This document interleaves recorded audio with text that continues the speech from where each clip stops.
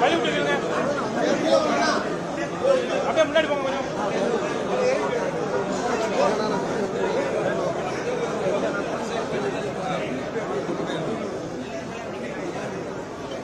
அனைத்து ஊடகங்களுக்கும் பத்திரிகைகளுக்கும் வணக்கம்.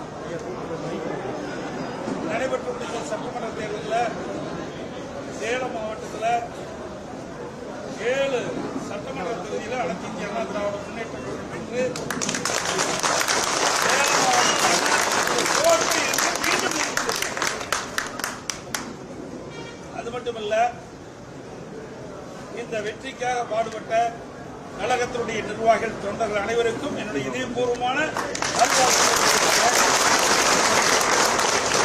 அதோட நம்முடைய கழகத்தினுடைய வேட்பாளர் வெற்றி பெறுவதற்கு இரவு பகல் வாராமல் பணியாற்றிய கூட்டணி கட்சி தலைவர்களுக்கும் நிர்வாகிகளுக்கும் தொண்டர்களுக்கும் என்னுடைய மனமார்ந்த நன்றியும் இந்த நேரத்தில்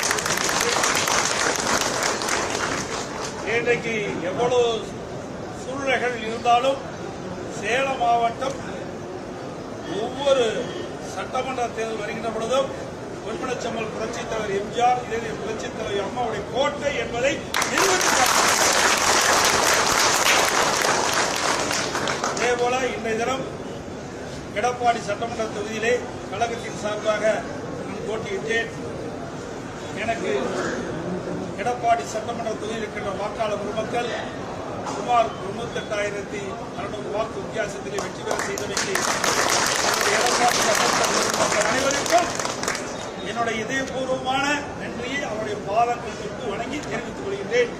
அதே போல இன்னைக்கு மேட்டூர் சட்டமன்ற தொகுதி, அதே போல சங்ககிரி சட்டமன்ற தொகுதி, ஏற்காடு சட்டமன்ற தொகுதி, ஆத்தூர் சட்டமன்ற தொகுதி, வெங்கவல்லி சட்டமன்ற தொகுதி, ஓமலூர் சட்டமன்ற தொகுதி, 7 சட்டமன்ற தொகுதியிலும் அனைத்து இந்திய அண்ணா திராவிட முன்னேற்ற கழகம் வெற்றி பெறுவதற்கு உழைத்த நம்முடைய நிர்வாகிகள், தொண்டர்கள் அனைவருக்கும் மீண்டும் ஒருமுறை